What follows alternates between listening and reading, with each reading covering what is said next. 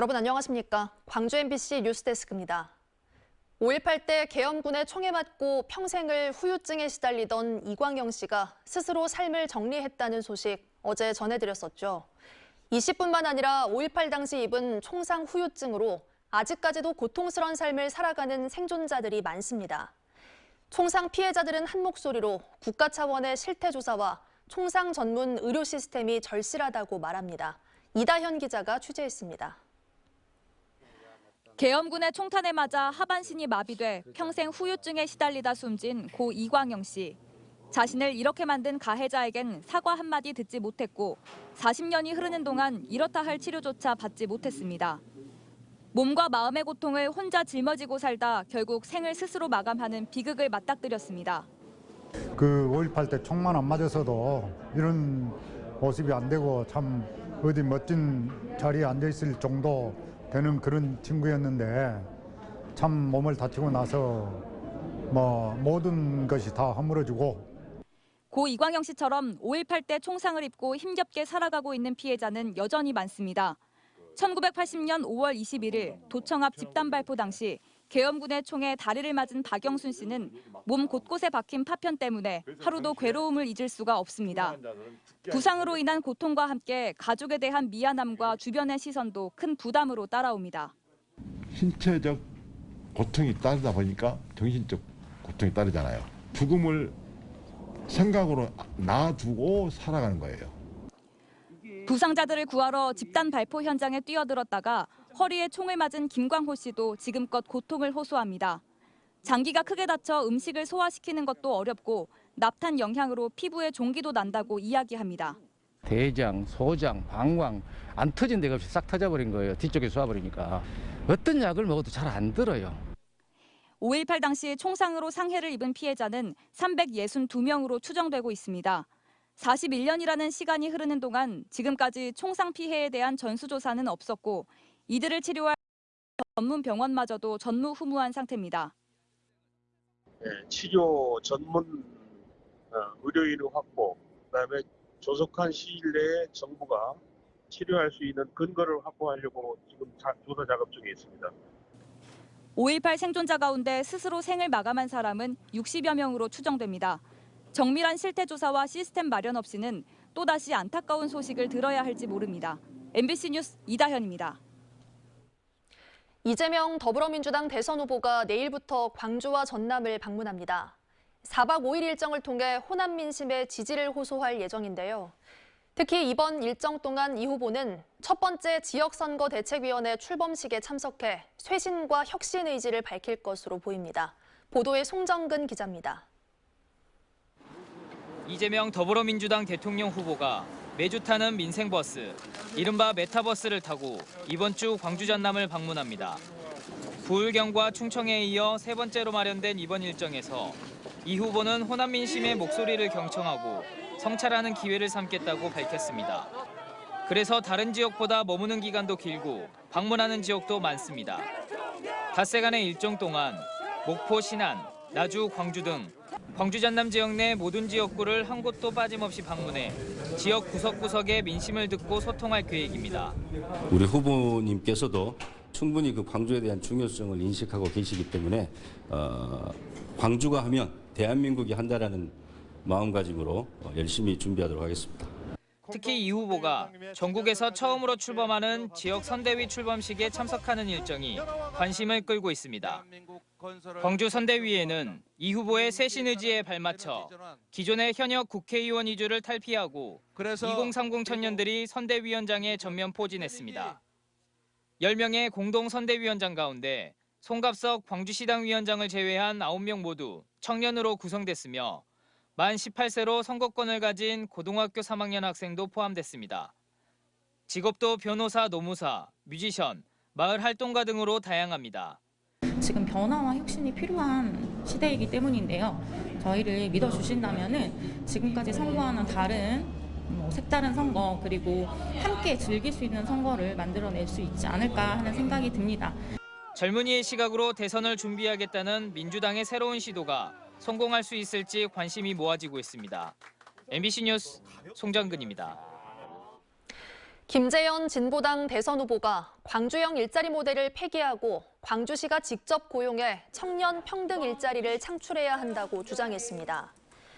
김 후보는 광주시의회에서 열린 기자회견에서 문재인 정부와 이용섭 광주시장이 극찬한 광주형 일자리 방식은 반값 임금에 현대 재벌만 돈을 버는 사업이라며 이같이 말했습니다. 또 민주당 일당 독점 구조가 깨져야 광주를 바꿀 수 있다며 금기를 넘어 과감하게 미래를 제시하는 진보 정치를 열어나가겠다고 밝혔습니다. 목포 구도심 부동산 투기 의혹으로 재판을 받아온 손혜원 전 의원이 항소심에서 무죄를 선고받았습니다. 재판부는 손 의원의 부동산 매입이 시세 차익만을 목적으로 했다고는 볼 수 없다고 판단했습니다. 김진선 기자의 보도입니다. 손혜원 전 국회의원이 목포 부동산 매입과 관련해 재판을 받아온 혐의는 두 가지입니다.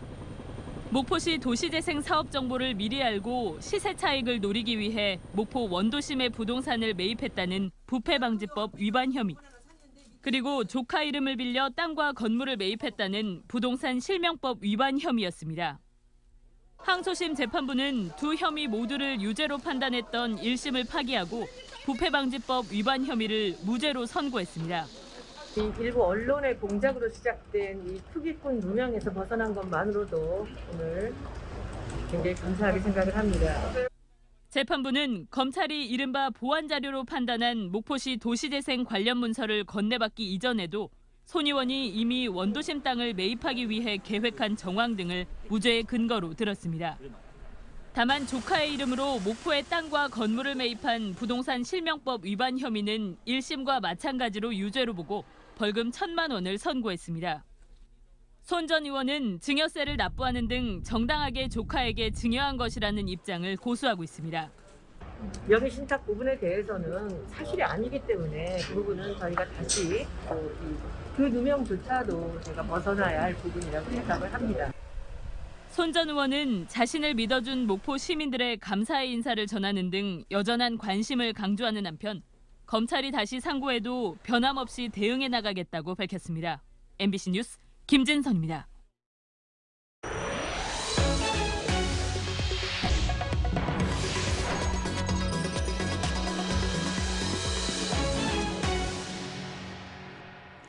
여수의 유명 리조트 서커스단의 부당노동 행위 의혹이 보도되자 업체 측이 사실이 아니라고 반박하고 나섰습니다. 하지만 MBC 취재 결과 업체 측의 주장은 사실과 다른 것으로 드러났습니다. 조희원 기자가 취재했습니다. MBC 보도 이후 업체 측이 보내온 반박 자료입니다. 모든 공연자들은 건강보험에 가입돼 있다며 사실이 아니라고 반박했습니다. 그래서 국민건강보험공단에 건강보험 가입 여부를 조회해봤습니다. 건강보험에 처음 가입한 신고 접수일, 보도가 나간 바로 다음 날인 11월 23일입니다. 자격 취득일은 9월 19일로 돼 있지만 취득일 설정은 과태료만 내면 마음대로 설정할 수 있기 때문에 꼼수라는 지적입니다. 취득일을 더 앞서서 설정할 수 있다는 거죠? 네, 그렇습니다. 그러면은 이렇게 한 이유가 건강보험 미가입에 대해서 책임을 좀 회피하려고 한 거죠. 국민연금과 산재보험, 고용보험은 여전히 미가입되어 있었습니다. 업체 측은 또 임금을 단원들과 협의해 자율적으로 지급했다고 주장했습니다. 하지만 외국인에게도 적용되는 최저임금법은 상호 합의라더라도 지켜야 하는 법이고 계약서상 약속한 임금조차 주지 않은 것은 노동법에 어긋난다는 게 전문가들의 의견입니다. 공연이 취소가 됐다라고 할지라도 이분들은 뭐 연습하고 다른 공연 준비하고 안무를 기획하고 이것도 근무의 연장이잖아요. 임금을 할 청구권이 발생한다라고 생각합니다. A리조트와 무관하다는 주장 역시 사실과 달랐습니다. 취재 결과 이 업체의 전 대표 B씨, 현재 A리조트의 이사로 재직 중이었습니다. 뿐만 아니라 현재 업체 대표와 부부 사이였습니다. 또 결로 현상이 아니라 물을 부은 것이라는 주장까지 제기했는데 제보자가 보내온 다수의 영상을 보면 창틀에 물이 흥건한 것을 확인할 수 있습니다. 한편 업체 측은 문제 제기를 한 공연자들이 숙소를 무단 이탈했다며 출입국 사무소에 신고를 한 것으로 알려졌습니다. 또 명예훼손으로 고발할 방침이라고 밝혀 경찰 수사 결과가 주목됩니다. MBC 뉴스 조희원입니다. 전두환이 사망하면서 민사재판에 이어 다음 주에 열릴 예정이었던 사자 명예훼손 항소심 재판도 무기한 연기됐습니다. 광주지법 형사 1부는 오는 29일 열릴 예정이었던 항소심 재판의 공판기일 변경 명령을 피고인 전두환 씨 측에 내렸다고 밝혔습니다. 당초 재판부는 29일 변론을 마무리하고 구형 절차까지 진행할 예정이었지만 피고인의 사망으로 인해 공소 기각 절차를 진행할 예정입니다. 다만 전두환의 사망 진단서 등 관련 서류가 접수되지 않아 관련 절차를 진행할 수 없어 재판부는 일단 기일을 미룬 것으로 전해지고 있습니다. 화물연대가 오늘부터 사흘간 전국 총파업에 돌입했습니다. 화물연대 광주본부는 오늘 오전 출정식을 열고 지난해부터 3년 기한으로 시행된 안전운임제가 내년 말 종료되지 않도록 확대 시행하라고 요구했습니다. 안전운임제는 화물차주에게 적정한 운송료를 보장하는 제도로 화물연대는 최소한의 운임이 보장돼야 과로와 과속, 과적 등을 방지해 화물 노동자와 국민의 안전을 지킬 수 있다고 주장했습니다. 광주시의회가 성명을 내고 장성에 들어서는 국립심뇌혈관센터 설립 사업을 조속히 추진하라고 정부에 요구했습니다. 광주시의회는 보건복지부 용역 결과를 무시하고 질병관리청이 자체 추진한 용역 결과에 따라 센터 설립을 지연시키고 있다며 14년이라는 오랜 기간 어렵게 준비한 지역민의 염원을 저버려서는 안 된다고 밝혔습니다. 광주시는 지역업체가 베트남에서 수입한 요소수를 다음 달 13일부터 공급한다고 밝혔습니다. 요소수 공급 주유소는 서구 2곳과 광산구 9곳 등 모두 15곳으로 살 수 있는 물량은 1일 기준 승용차는 10리터, 화물차와 건설기계 등은 30리터입니다. 광주시는 오는 29일부터 5개 주유소에서 요소수를 공급하려고 했지만 업체와 주유소 간 협상 등으로 인해 공급이 다소 늦춰졌다고 설명했습니다. 광주시가 2021년 문화예술상 시상식을 열고 문학과 미술 등 4개 부문의 수상자 5명에게 상패를 수여했습니다. 수상자는 박용철 문학상의 광주교육대 전원범 명예교수, 정소파 문학상의 전석홍 전 전남도지사, 허백년 미술상의 명현철 광주 청년미술작가회의 회장 등입니다. 광주시는 수상자들에게 출판과 전시, 공연 등의 창작 활동을 지원할 예정입니다. 제29회 세계 장애인의 날을 기념하는 전국 장애인 합창대회가 오늘 광주 김대중 컨벤션 센터에서 열렸습니다. 합창대회는 전국 장애인 합창단 가운데 지역 예선을 통과한 14개 팀 500여 명이 참가해 자유곡으로 경연을 펼쳤고 시상식은 다음 달 3일 진행될 예정입니다.